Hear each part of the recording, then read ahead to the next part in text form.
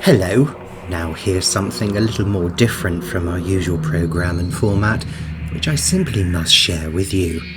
I did contemplate doing a review of a Doctor Who story, but there is a plethora of this stuff on YouTube and online in various formats and guises, and I'm sure as the Time Lord is a fully recognised institution, another How It All Began would induce a few yawns and mutterings of "oh no, not another one," as your eyes roll to the heavens.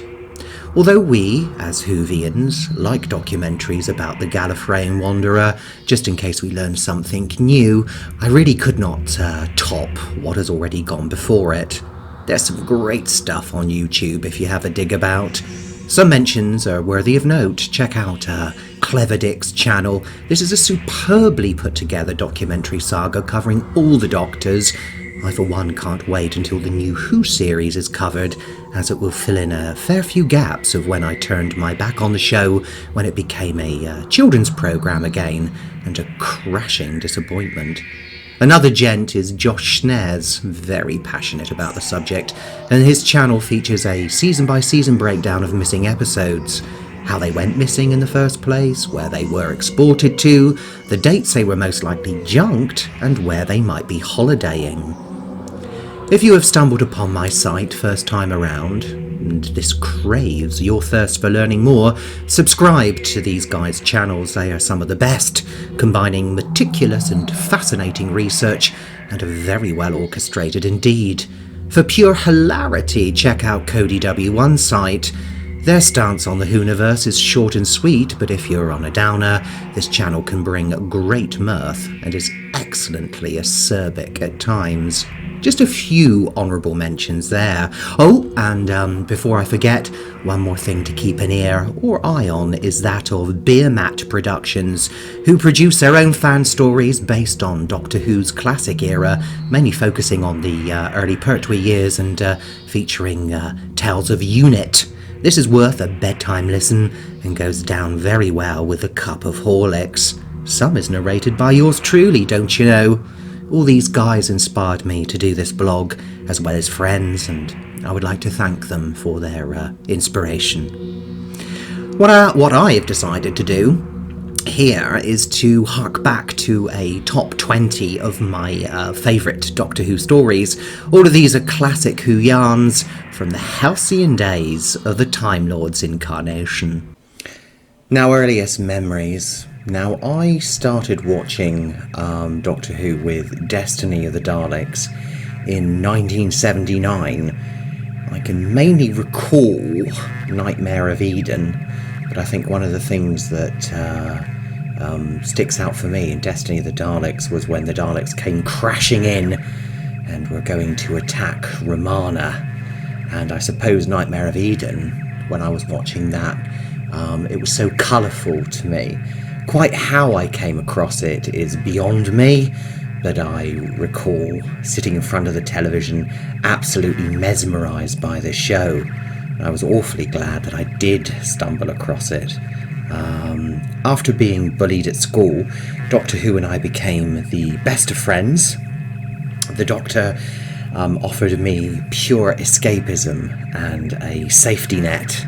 I would often just think how great it would be to step aboard the TARDIS and go to these far-flung planets.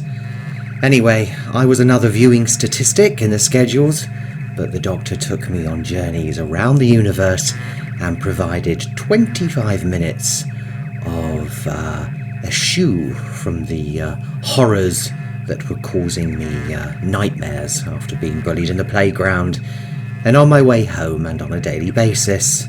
Bastards. The Doctor helped me.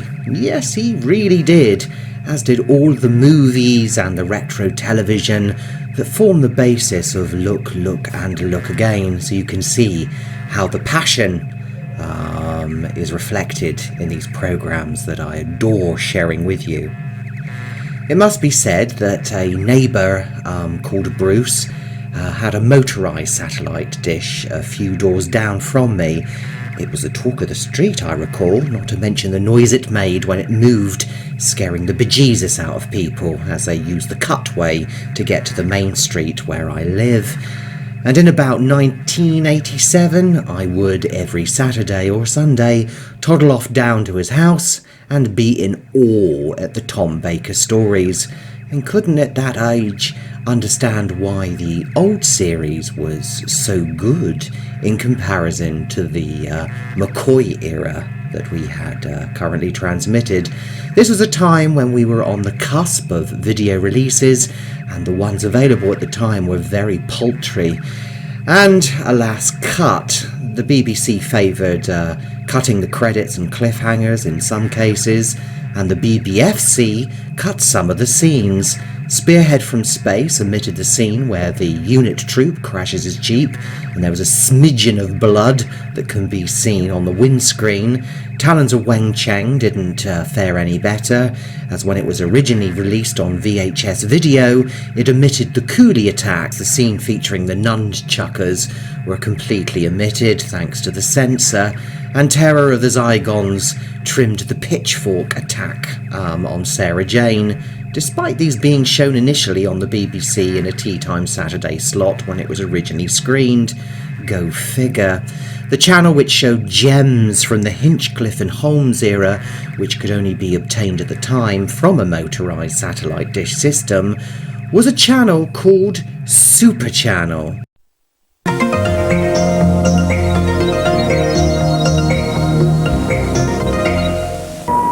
Next Saturday, a new adventure for Doctor Who takes him to the pyramids of Mars. And next tonight, it's Europe's weather, then Super Channel travels to uncover the riches of Africa. So at the time, whilst this was happening... Where am I? Who am I? And who are you? The Rani! Stay back! This is idiotic! Halt! Who's there?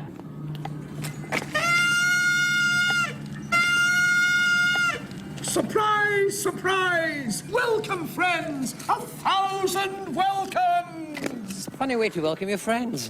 We thought you'd been attacked by space pirates. I could watch modern Doctor Who alongside such treasures as this, and of course this.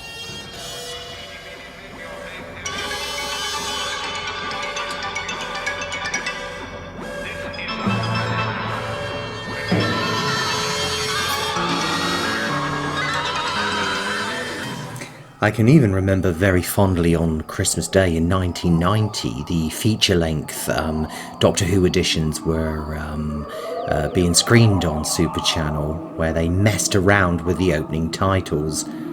I was mortified initially to think it was a McCoy story, when to my delight, Tom Baker's face popped up in the graphics.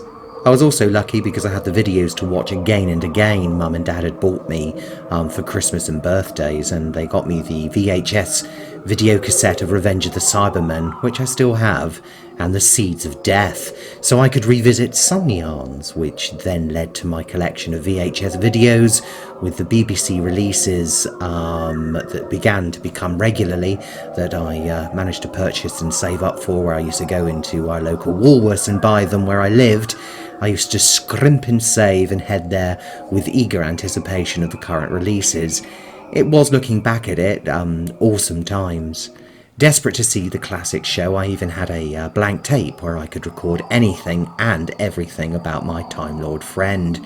Shows such as Open Air, which was like a news magazine programme about TV. There was also Blue Peter, a children's show in Nationwide, which were local, were regularly highlighting points from the show. That is a tad sad, isn't it? Modern viewers, you have never had it so good. It wasn't before too long, in about 1990-91, that BSB was launched, standing for British Satellite Broadcasting, and they had a squarial as opposed to a circular satellite dish that was synonymous with obtaining the Sky Channel. And on BSB's channel, which was called Galaxy, over a weekend, the old classic adventures were shown.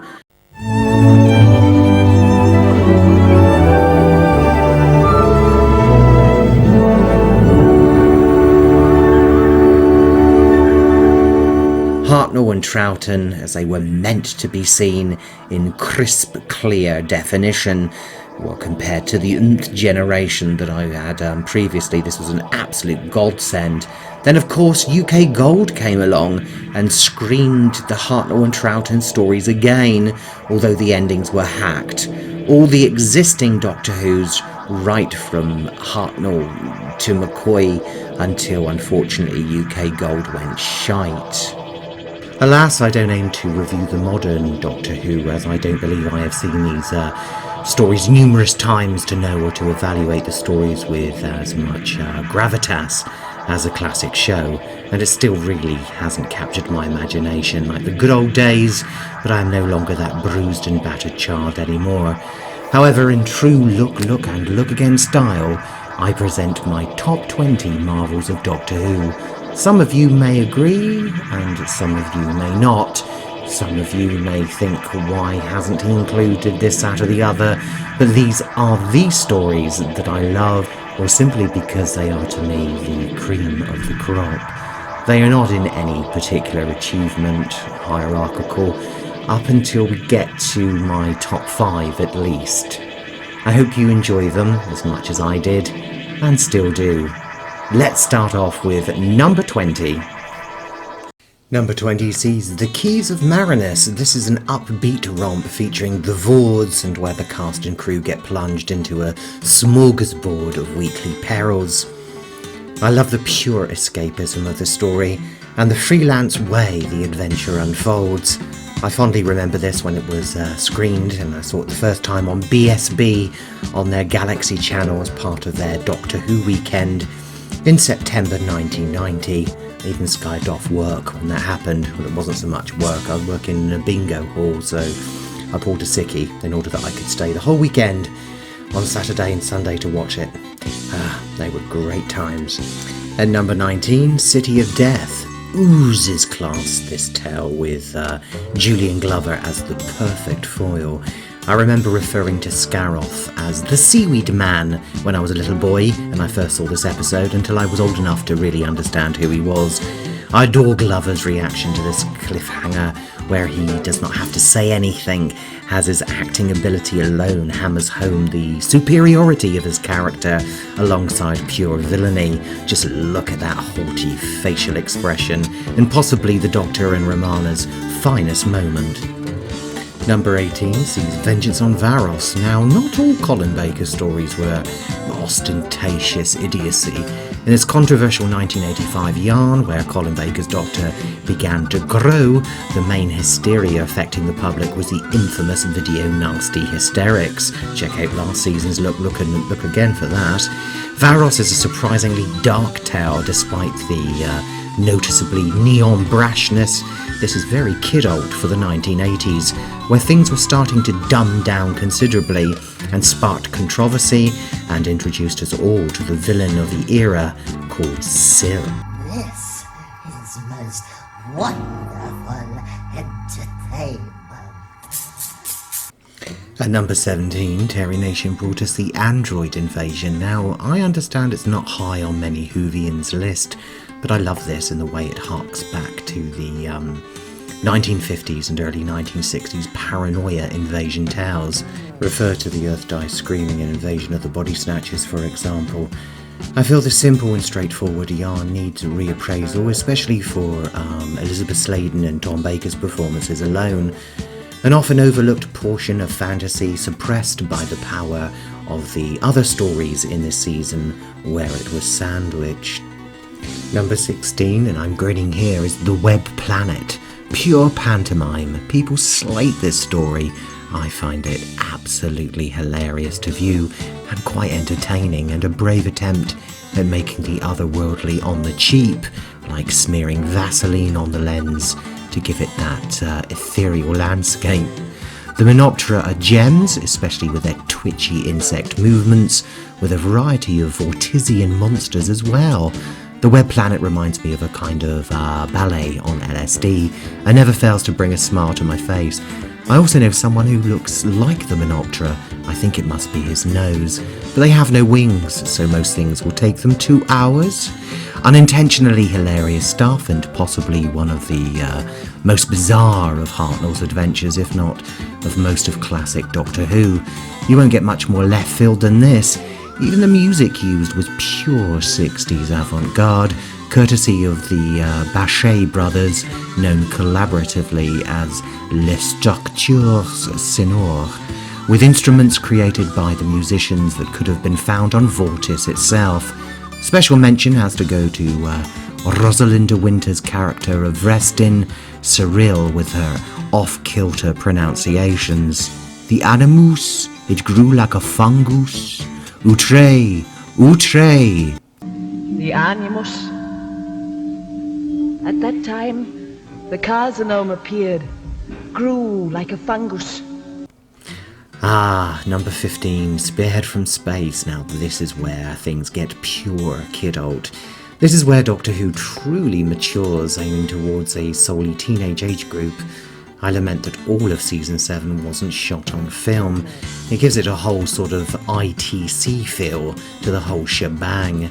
This tale introduces Unit, the underrated Liz Shaw, rather have her over ditzy Joe Grant anytime, and of course the debut of the Autons, preying on people's fears of everyday life, becoming a true, scary sci-fi classic. It is not the fantastical where horror lies all the time, but occasionally in the everyday, and with this story they nailed it. The High Street sequence is a milestone of the series, which has never been equalled. In at number 14, Earthshock. Moody, foreboding, and a happy ending to this tale. Well, for some, for me, definitely. A welcome return for the Cybermen after a 6-year absence. What a way to bring them back, one of the best of Davison's stories. 13, and another Cybermen story, Tomb of the Cybermen.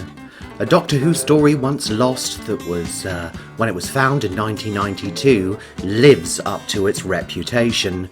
Pure Troughton base under siege stuff. Claustrophobic and fast-paced. The Cybermen breakout sequence is the best, expertly choreographed and delightfully haunting. Number 12, and we get Terror of the Autons. The plastic fantastic returns in this thriller-frame sequel. Killer toys, collapsible snuff sofas, and cling film asphyxiation. No wonder this caused controversy when broadcast, but you can't get away from the fact that this is the way to scare the children. Brave, very brave, and unfortunately an envelope never pushed as far again. Well, until Mr. Hinchcliffe met Mr. Holmes. 11 sees Mask of Mandragora, a costume drama in Renaissance Italy. Doctor Who brings us an ethereal plot of Machiavellian mayhem with a fusion of superstitious cults, witchcraft, alchemy, and a tale of rogue energy manifestation gone bad. Love it. Love it. Also the introduction of the secondary console, which heralds the Gothic period of the series. Now we're breaking into the top 10, Genesis of the Daleks, how it all started. Mutations, genetics, and downright fascist megalomania. Who can't get much better than this? Well, it can. Michael Wish's Davros is the definitive version, let down slightly by a genetically modified mollusk, but we can't hold this against an overall sterling production. The cast here give it their all. Number 9 sees Terror of the Zygons, another distinguished adventure set in the Highlands with sinister doppelgangers, an explanation of Nessie, and some exquisite costumes for the main creature feature, which at the same time makes you hunger for pizza. The end of episode 1 is an iconic cliffhanger ending that is genuinely scary. Look at that Zygon face. It looks as horrified just as much as poor Sarah Jane. In at number 8 comes Hand of Fear, one of the first few stories I saw on Super Channel in 1988. I think it was the first. This is one of the reasons why Hand of Fear holds mine in an affectionate way. Also features one of the saddest departures for the iconic companion.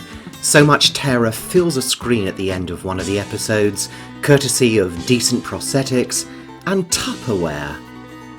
7 sees Doctor Who and the Silurians, another enjoyable classic from Season 7 featuring the medieval-esque catchiness of Kerry Blyton's tunage, which sees Crumhorns go crazy. Despite this odd choice of tune, it does seem to gel well with the inner aliens. The 7-episode length never outstays its welcome, and yet again features some memorable cliffhangers and lashings of intrigue, and a cool new monster whose design should have never been tampered with when they returned in 2 woeful attempts. After this, we're still awaiting a half-decent sequel, as many attempts have been made, but on both occasions have failed miserably. Number 6, and it's the deadly assassin. The Doctor goes it alone and heads back to his home planet of Gallifrey for a tense thriller owing much to the Manchurian Candidate. It pissed Mary Whitehouse off too, and so deserves kudos for that fact alone. There are some genuinely nightmarish imagery, courtesy of The Matrix, which ingrain with its viewing experience, bringing an overwhelming sense of unease. The perfect Tom Baker vehicle. Now breaking into the top 5, we have, at number 5, Ambassadors of Death. I love this story of space-suited ambassadors with a touch of death being controlled for the evils of mankind, all due to one simple word, xenophobia. I was delighted that this was recoloured using the chroma dot recovery process, and is yet again another tale which I never tire of. Although it doesn't do too well in the Doctor Who polls, it also features the best cliffhanger ending of the classic series. I remember a friend of mine trying to recreate it whilst off his face on an absinthe binge, and consequently broke both ankles while trying to recreate the cliffhanger off a balcony, but alas, he was no stuntman and slipped onto the tarmac below about 24 foot. How we laughed. Well, he didn't. We nicknamed him Shaw for a while after that.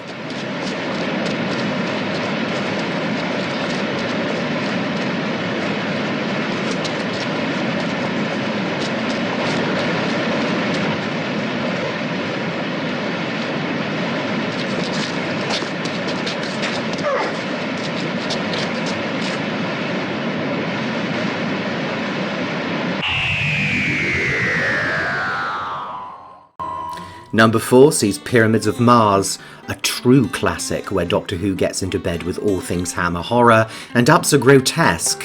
Who could not quake at the cool vocal menace of Gabriel Wolfe's Sutek, or the lumbering mummies stalking their prey in a crackling wood before crushing them to death? Unthinkable now in modern Who. Nobody dies in that much these days. In these millennial-friendly times, they would probably get zapped in a bloodless, quick, non-suffering, snowflake-friendly way, as not to distress the poor darlings watching it, or cause a tremor in their man-bun. This is a real deal involving genuine scares. Oh, Sarah Jane, you were really the best, but don't tell Miss Shaw. And at number 3, Robots of Death. Agatha Christie goes nouveau space age. This is also total vintage, with the only letdown of revealing the killer early on, by way of his footwear and clowny metallic trousers. And that D-84, why did he not become a companion? Please don't throw hands at me, bless him. He would have been far better than K9. With this exception, this truly is TV gold, proving where Hinchcliffe and Holmes are concerned, nobody does it better for thrills and taut writing. Leela also is at her very best here, a proper action companion, and is one of my favourites. I love the Pygmalion relationship, another nod to the Victoriana, which dominated the show's best seasons. And at number 2, The Talons of Weng Chiang. Behemoth rats, time disfiguring experiments a la Phantom of the Opera, prostitutes, opium dens, Piper Poppy, and a killer knife-wielding homunculi, not to mention Leela's see-through knickerbocker ensemble, all set in the smog-fumed East End of London. They may as well have Jack the Ripper looming out of the shadows somewhere for what it's worth. The Doctor gets his opportunity at playing the perfect homage to Sherlock. Oh, and we mustn't forget the Fu Manchu connection, a little bit of yellow peril bigotry. This has it all. It's as though Tom Baker's Doctor Who had been building up over a long period of time to this exceptional high. Now for my number one Doctor Who story of all time. It has to be at number one, Inferno. This is just so good. Pure kidult, with Pertwee being his most dashing. Unadulterated, daring do abounds in a tale of unescapable environmental calamity mixed with a dystopian parallel universe. At the time this was made in Russia, there was the Kola super deep borehole, which must have resonated with viewers at the time, as well as in 1961 the United States attempted Project Mohole, where they began drilling off the Pacific coast of Mexico. It's as though this should have been written by J.G. Ballard. It gives the cast the opportunity of acting and behaving like you have never seen them before. Liz's alternative self has some superb sarcastic quips and appears so different to her parallel self back in 1970s England, as well as Nick Courtney. Well, they all do really. Only a certain calibre of actor could pull this off in this exemplary tale, and the main leads combined with the commendable guest cast achieve this admirably. Despite the hirsute overabundance and false gnashes of the primords, they do provide genuine jolts. Not necessarily. I do have a plan for getting us out, but it all depends on those creatures out there. No! Don't touch it! And there's also the apocalyptic ending to Part 6. This is the stuff of pure nightmares. There's nothing worse when things get out of hand, and there just isn't a solution. Even the poor Doctor can't remedy this one. Inferno for me ticks all the boxes, as not only is it great science fiction storytelling, it is a gem compared to what came before it and after. I could watch it again and again and never tire. It was hugely difficult to choose between this and Talons, so I guess they do sit a little bit side by side, but due to Inferno being just that more edgier and grittier than Talons, and I mean a very slim just, this overtakes it. Well, there you go. That's my 100% soul opinionated lowdown for my top 20 Doctor Who stories that I love. And if I was stuck on an oasis somewhere and had a Blu-ray player and access to a generator for electricity, I would want to take these with me to watch again and again. Thank you for joining me. This was quite tough, bringing the top 20 stories, and I'm sure that I've omitted several others that spring to mind already while doing this. I thought, oh, where does Brain of Morbius fit in here? But I didn't want to make it too season 12, 13, 14 heavy, because arguably they are the best seasons, along with John Pertwee's season 7, in my opinion. Bit of an unusual show, this one, for Look, Look and Look Again, but I simply had to get Who out of my system. Or have I? I may do my Doctors, my top Doctor Who, so stick around. Who knows? Thank you for joining me, and until the next time on Look, Look and Look Again, cheerio. If you break through the Earth's crust now, you'll release forces you never dreamed could exist. To final phase. Listen to that! Zero That's the sound of minus this 20 planet seconds. screaming out its rage!